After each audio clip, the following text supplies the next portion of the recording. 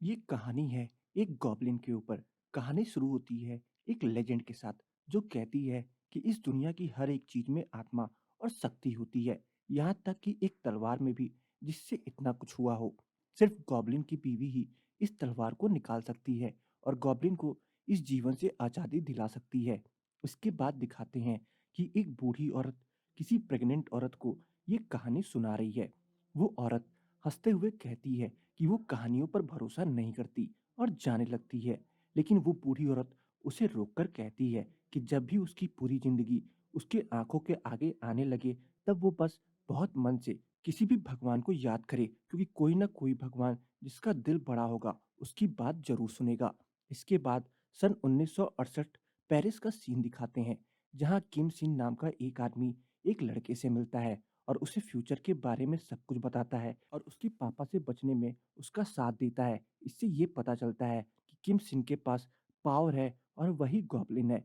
इसके बाद 1000 साल पहले का सीन दिखाया जाता है, जहाँ लड़ाई हो रही है और किम सिन एक जनरल है और ये कहा जाता है कि वो लड़ाई का देवता है और सारी लड़ाई जीतता है। उसे कोई नहीं हरा सकता। ये वाली लड़ाई जीतने के बाद वो महल जाता है, जहाँ बाहर सारे उसका एक हीरो की तरह स्वागत करते हैं। लेकिन महल से ऑफिस आकर कहता है कि वो बिना बोले सेना लेकर शहर आया है और इसलिए उसे देशद्रोह जैसा पाप किया है और सजा मिलेगी। उसके सामने उसके लोगों को मार दिया जाता है और फिर उसे अंदर ले जाते हैं। वहां वो बस राजा से मिलना चाहता है, लेकिन उसके सामने एक लड़की आती है जो उससे कहती है कि चाहे कुछ भी हो जाए, उसे आगे बढ़ना है और बढ़ते रहना है। इसके बाद राजा का मंत्री कहता है कि अगर वो आगे आया तो उसके सारे लोग मारे जाएंगे, लेकिन फिर भी वो आगे बढ़ता है। पहले उस लड़की को मार दिया जाता है, इसके बाद उसके दोस्त और जनरल को।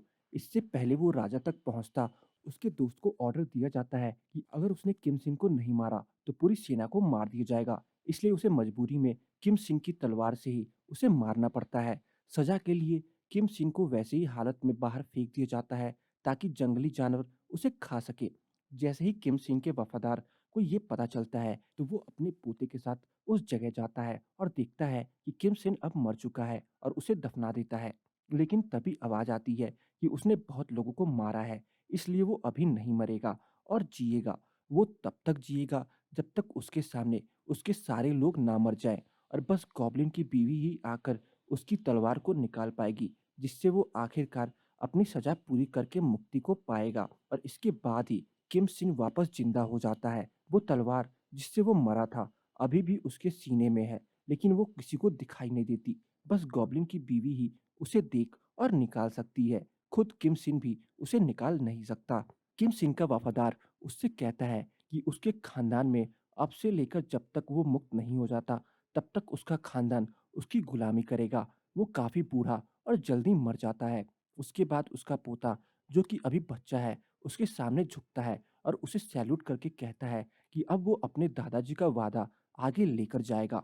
अब हम प्रेजेंट डे पर आते हैं, जहाँ वॉन्ग यू नाम का ग्रिम रीपर है, जिसका काम मरे हुए लोगों को लेकर जाना और उन्हें अगले जन्म के लिए तैयार करना है।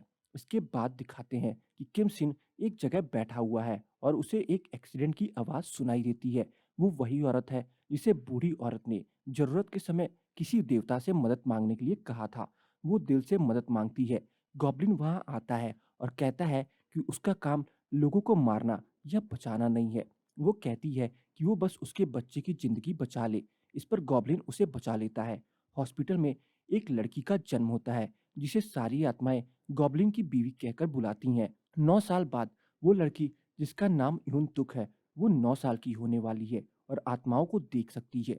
ये बात उसकी माँ को भी पता है। उसके बर्थडे वाले दिन वो स्कूल से आती है और उसकी माँ उसकी केक पर कैंडल्स लगाने के लिए कहती है। यून तुक समझ जाती है कि उसकी माँ मर चुकी है और ये उसकी आत्मा है और रोने लगती है। लेकिन उसकी माँ कहती है कि वो दुखी ना हो और आगे की जिंदगी अच्छे से जिए और फिर कभी इस आत्मा से बात ना करे।